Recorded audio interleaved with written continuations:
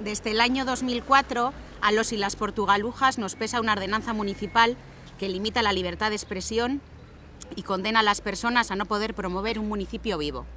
El curso pasado, ante los últimos casos de multas en el municipio por incumplimiento de la ordenanza, con cuantías que en el caso de algunas organizaciones superan los 3.000 euros, y la continuidad de la política del ayuntamiento en torno a la libertad de expresión, o mejor dicho, a la falta de esta, denunciamos lo siguiente. El consistorio cuenta con diferentes medios para informar a la ciudadanía, mientras que las asociaciones y colectivos del municipio solo contamos con comercios y bares que dejan amablemente sus espacios para poder anunciarnos.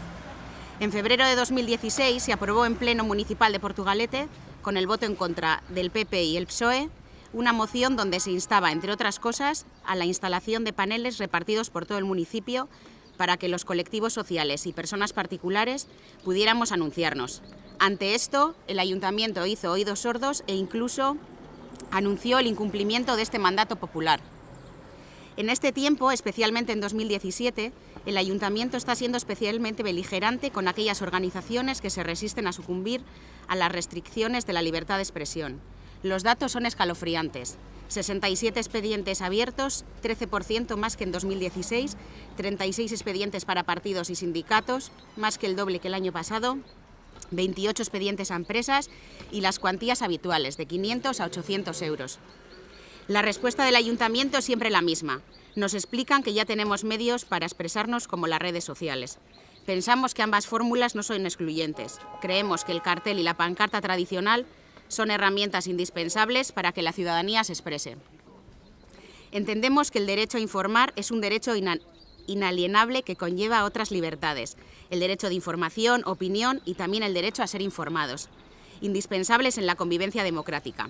Dicho esto, queremos denunciar que una ordenanza no tiene que regular el permiso de la información que muchas entidades o individuos quieren hacer llegar a los y las vecinas, sino debería ser la garante del cumplimiento de dicho derecho, habilitando espacio para ello y no sancionando a los anunciantes.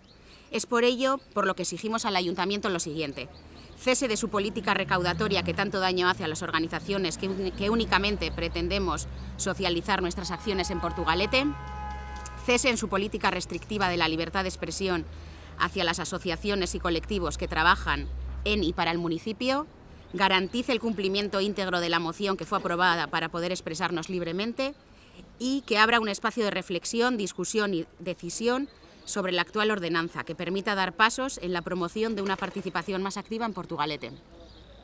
Hace un año, a consecuencia de los últimos casos de multas en el municipio por incumplimiento de la ordenanza, con cuantías que en el caso de algunas organizaciones superaban los 3.000 euros, decidimos juntarnos varias asociaciones, partidos, sindicatos y colectivos municipales, con el objetivo, por un lado, de denunciar la política recaudatoria del ayuntamiento, creciente este último año, y por otro, presionar al Gobierno municipal para que cumpla la moción aprobada en pleno que instaba, entre otras cosas, a poner paneles por todo el municipio.